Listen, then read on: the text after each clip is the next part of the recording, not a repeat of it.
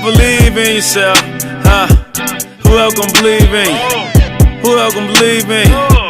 Who else gon' believe in you? Believe in yourself, yeah. Who else gon' believe in you? Who else gon' believe in you? Who else gon' believe in you? Of the Manny Horse Show, we got my man Ray Manley today. He's a poet. He's much more than just a poet, though, man. As you begin to hear him speak, his knowledge and wisdom, man, and what he stands for is definitely going to be evident. So y'all look out for him, man. As I tag him, go follow him, learn about him. Y'all tune in. What's going on, bro? Not much, my man. Just got done performing my set at Immersion on North Summit in Akron, Ohio. It was a great show. It's been great energy. All the performers in front of me, amazing. My set, amazing. The spotlights, Sure. hot. For sure. Yeah, no, tell them who you are for those who don't know.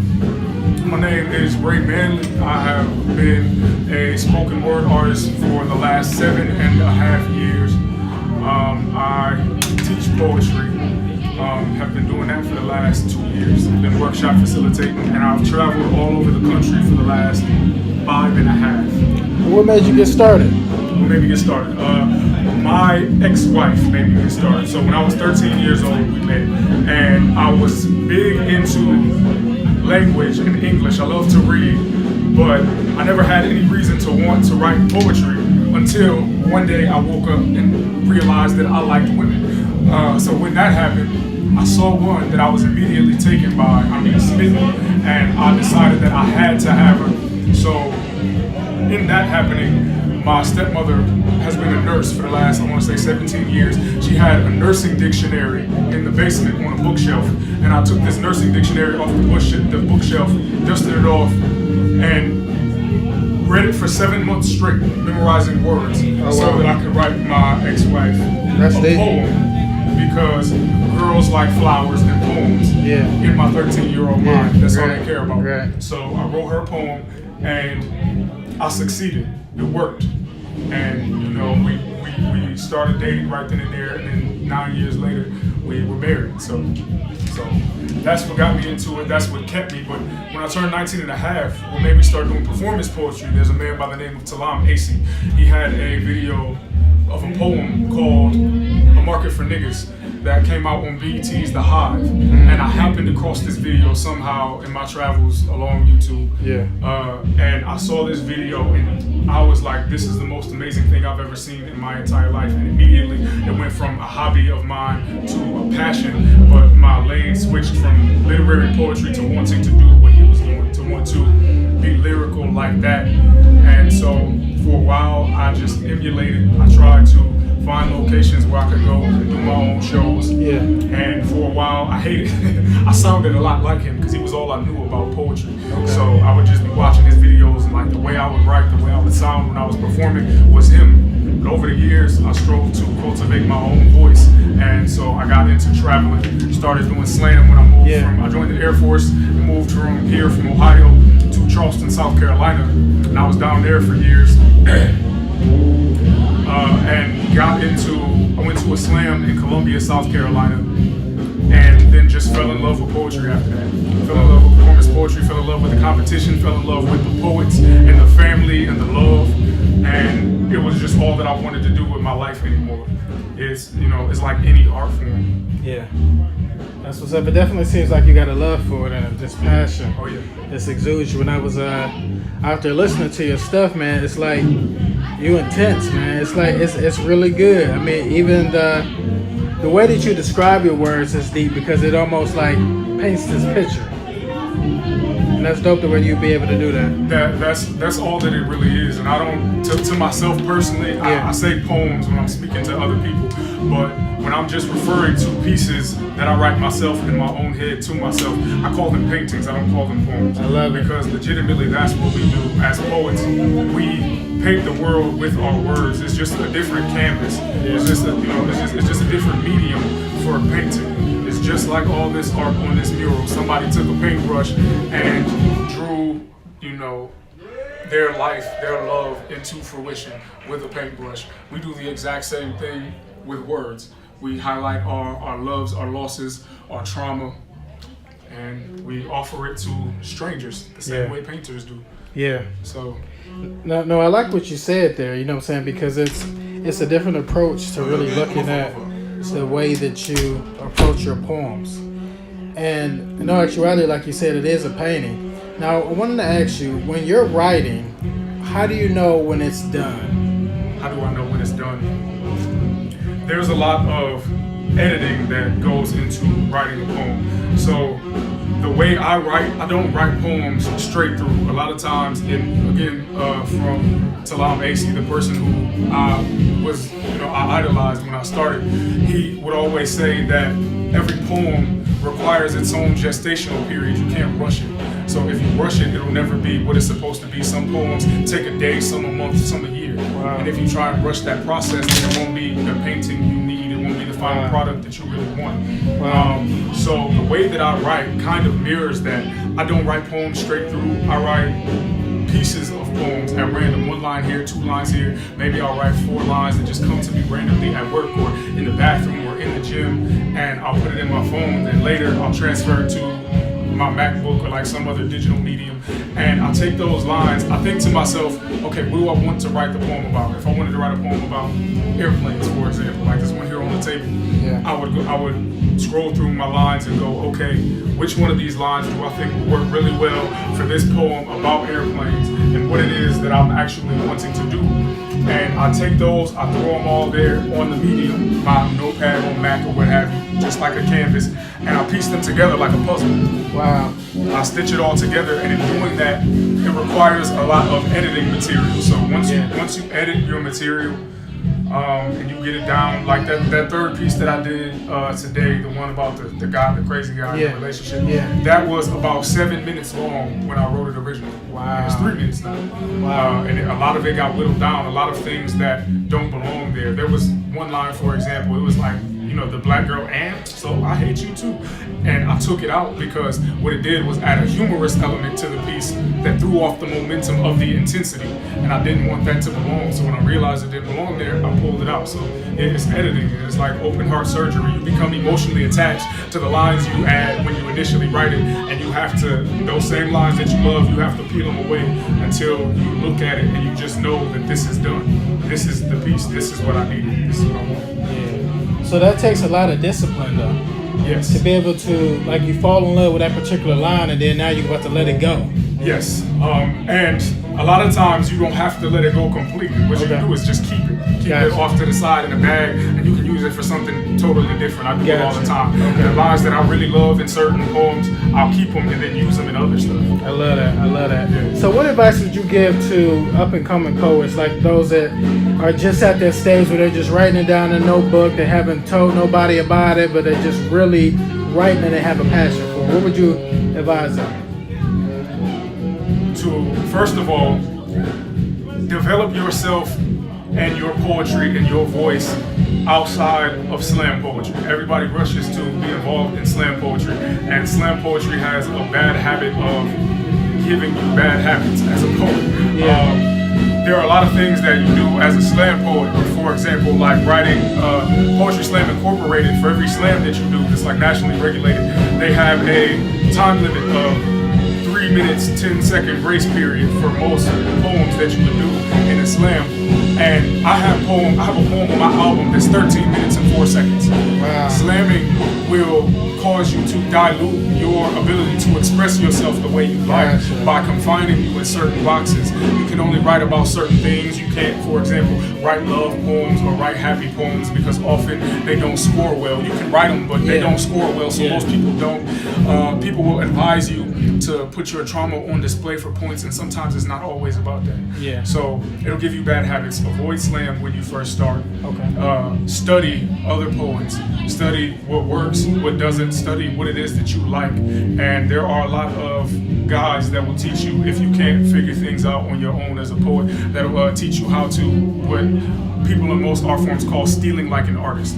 Because people say there's nothing original or new under the sun. Everything is a derivative of something that has come before it. So whether you developed a spirit for doing something without actually having idolized a certain person. For example, if a rapper sounds just like Biggie Smalls, but doesn't actually love or listen to Biggie Smalls, he has some sort of influence in his life. Maybe he grew up in the Bronx, or maybe he, had some Philly gangsters around him or whatever that were influenced at some point by Biggie or somebody like him. And they got that in their spirit. There's nothing new or original. So you need to go out and search for and develop and find your voice. Number 3 is, I would say, always write for yourself before you write for the audience. Writing poetry for you is important. A lot of people also, because of slam, they write but don't learn how to heal in their writing. And the reason I became a poet outside of the situation with my ex-wife is because it is healing. A lot of poets say that poetry saved my life, and in a lot of ways it saves your life, in a lot of big ways and in a lot of minor ways. But catharsis is always my number one goal in writing a poem. I want to get something out of me that is inside of me, whether it's dark or it's happy, and I just need to talk about it. If I love someone and I just need to express it in a creation, then I need to get that out. I need to write about it. If something is tearing me up on the inside, if something has swallowed me into depression, I need to get it out of me. I need to write about it, because maybe my performing it in front of a room full of strangers heals me and inspires someone else. Maybe it moves someone else. Maybe it speaks to something someone else is going through. I've had poems be posted online and had people from different states, different countries contact me like, can I get a written copy of that poem, because my best friend was going through the exact same thing, and they heard it and it moved them to tears, and it really helped them through a tough time. And there's a lot of poetry like that online, because that's the purpose of poetry, is to move people.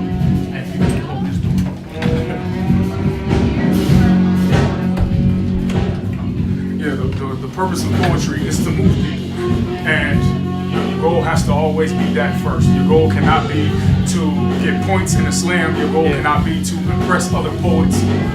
Your goal cannot be to get published by this major magazine. Before your goal is yourself and your well-being, and that's my personal opinion. Now, two things. First, explain to them really what a slam is for those that don't know. And the second thing is, why is it so easy for people to be less authentic? So the first one is, explain to me what the slam is, and the second one, why is it easier for people to be less authentic? Wow, okay, so a slam was invented, I want to say 25, 26 years ago by a man named Mark Smith.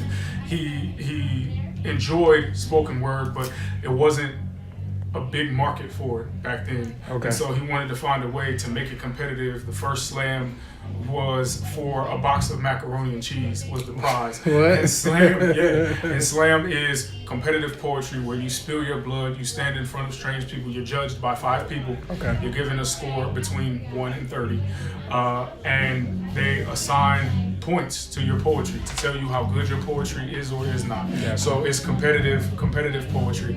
And the reason that it's so easy for people to be inauthentic is because they study people too much, or they seek to sound like somebody else too much. Like I said, when I started, I was one of those inauthentic people. You could have looked at my early original work and looked at Salam Asa and heard me perform, and you would think, oh, well, he sounds just exactly like him. And thankfully, I wasn't on the national scene in poetry yet, still sounding that way. I developed as a writer in the South before I got out and started slamming and started meeting people down there. Because I spent the first year and a half of my Air Force career not knowing where any of the poetry was. So that year and a half was dedicated to adjusting to my new work, to the new terrain, and then adjusting my poetry to finding my own voice instead of just emulating what I was seeing. It's easy for people to be inauthentic because people are afraid to be themselves. People are afraid to look at themselves. People are afraid to sound the way that they sound. There are poets that I could never emulate because it's just them. You know, you could never copy this because you are not this. You are not this socially awkward. You don't sound this way. You can't mimic that cadence. You can't mimic that passion. You can't mimic their writing. After a while of being around some of the most talented writers in the world, you know, and the most talented writers in the country, you start to learn that not everybody can do everything, but you have to find what it is that you're good at and be that person, do that thing, paint that way. Gotcha. Not everybody can do impressionist paintings, just like not everybody can do watercolors on crochet canvases. Not everybody can paint the exact same way. Not everybody can be the exact same poet or the exact same singer because they don't have the same voice, or the exact same musician because their influences are jazz as opposed to classical music. You know what I mean? That's good stuff. You have to be your most authentic self if you want to get through this world happily. That's good stuff. Now, in terms of like, you know how in music, somebody will write a song and maybe somebody else is actually performing that song, whether it's on a track or just performing period on a stage. Does that happen in poetry? Does somebody like, is it casted right for other people and then somebody else performs it? Yes, but it doesn't happen as often as it does in music. It's not the same way at all. And very rarely does it happen. More often than not in poetry, you will find people stealing other people's work. Like somebody will come to Florida and hear a poem that they love, and they go back to like Mobile, Alabama, or something, or Texas, or somewhere. But they feel like nobody is because they think nobody has ever heard it, and then they run into the problem with the fact that a lot of the people on the national scene know other poets, know other people, and have heard the material before, and always get back to you. Gotcha. So you lose major respect out in the. For copying somebody else's work, and you should. Yeah, I mean, I don't think that you shouldn't. If somebody was like outperforming my work, I'd be like, word. You know, you're supposed to lose respect for that. Just like for sure. Rappers don't really get respect for having ghostwriters. Singers, I think, that's the only platform where people can write their music and then they be singing a song, and you, for some odd reason, think that they're the songwriter behind the music. No, they're just the voice, they're just the talent, they're just singing. And I think songwriters are criminally underpaid and underappreciated and credited. But no, in poetry, that doesn't happen too often. When it does happen, like if somebody writes a poem that's dangerously close to somebody else's work, it almost always gets called out. Gotcha. Now, what motivates you? What motivates me? To write, to be a poet. What motivates me? To write, to live. I mean, because it's like, I personally think, Ray, that there's different aspects because you perform very well. The stuff that you write very well. But I think that there's a disparity because there are some people that can write very well, but then when they get on stage, they can't perform very well. Correct. So the question is like, really, what motivates you to say, man, I'm about to get out here, do some events, I'm about to write some dope poetry, and I really want to share this with the world? Because I've always strived to be the best at anything that I was doing. And when it comes to writing, I just really love it. I'm really passionate about it. And so with the poetry and battle rap as well, I want to be the best. I have always strove to be the best, one of the best in whatever field that I'm going to be dedicating my time. I want to be putting my 10,000 hours into something. I don't just want to be average.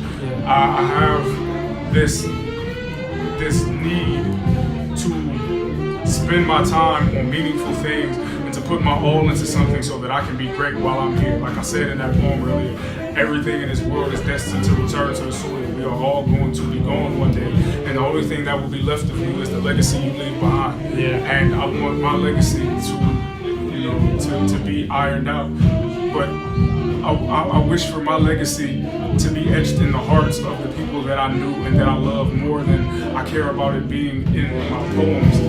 I want to leave a legacy of people who I inspired and people who I impacted during my journey as an artist. Because again, all I'm doing is painting my life experiences in this poetry. That's all we can ever do. But if I'm going to do something, I need to know that if there's a group of people that call themselves the best in the world, I need to be invited to the party. I love that. That's dope. All right, any last words? I gave everybody my social media. I think Ray Manley on Instagram, on Twitter, on Facebook. I don't use my Twitter that often, but on Facebook. I'm easy to find anywhere. All you gotta do is search my name.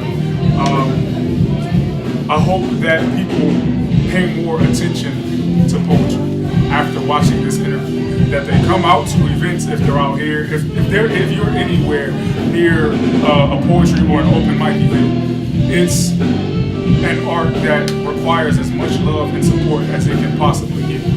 You know, and it's a beautiful thing to see people's stories unfold in front of you when they're really talented writers, when they're really talented performers. I just wish that we weren't a niche genre anymore. You know what I mean? Like, I wish that poetry were mainstream, even though I know if it were mainstream, it would become more inaccessible. And what's important is that everybody always feels welcome. But if you have an open mic near you, if you have an event coming up, a poetry event, and it's free or it's only a couple dollars, you know, drive down the street, pay $10, go enjoy some poetry. Go enjoy some poetry. And if you're one of the people who are looking for a reason to start writing, and you're beating yourself up over it, or you want to share and you have all these beautiful stories to tell, but you're afraid of how people will take it, I will tell this story. The very first time I ever performed poetry was here in the city, and halfway through my very first poem, I was so nervous that my lips stuck to my gums and the entire inside of my mouth was dry. I literally could not continue speaking. So what happened is I got cotton mouth. I almost jumped off the stage and just sat down, and I expected people to laugh me off of the stage. It was my very first time performing, but instead of doing that, they crowd surfed me a bottle of water from the back at the bar and told me to start over and keep going. And had they never done that, I would have never done poetry. And I find it crazy because as a professional now, I would have never gotten to this point. I would have never said another poem in my life out loud. Wow. But that type of support and encouragement is what you get in that kind of environment. You don't get up there your very first time doing something and then have people laugh at you, have people tell you you suck. You know, have people even giggle in the crowd. I was waiting for one thing to go wrong. I was waiting for somebody in the back that never happened. They felt sympathy toward me, surfed the bottle of water up, and then I finished my piece. And that more than anything else is what drove me to be who I am today as a poet and as an artist in general, as a writer, as a creative writer, because that's what I do. I don't consider myself a poet. I consider myself an artist. I battle rap. I'm working on a novel right now. I'm working with Third World Press on getting in advance, actually, so I get the next 6 months worth of work off to just go nose to the grindstone and get this thing finished, because I want it published by the end of the year. And then I am a poet. I love writing. I love lyricism. I think that lyricism and healing go hand in hand, and that is one of the most important things that you can ever do in this life is heal, because we all go through things. We all go through traumatic things, through trying times, and a lot of us can relate to one another's stories, and a lot of people got a story to tell. So if you have a story to tell, get out there and tell your story, and don't be afraid of anyone clowning you, of what anyone has to say. Do you, be great, and don't let this world turn you into an average thing. Don't go out being, somebody that faded into the background. That's what I'm afraid of more than anything. I'm afraid of being forgotten while still being alive, while still being here. I'm fearful of that. All right. Well, thank you so much for being on the show, Ray. I really appreciate your time, bro. Thank you. I appreciate the opportunity. Yeah, no problem. Thanks y'all for tuning in.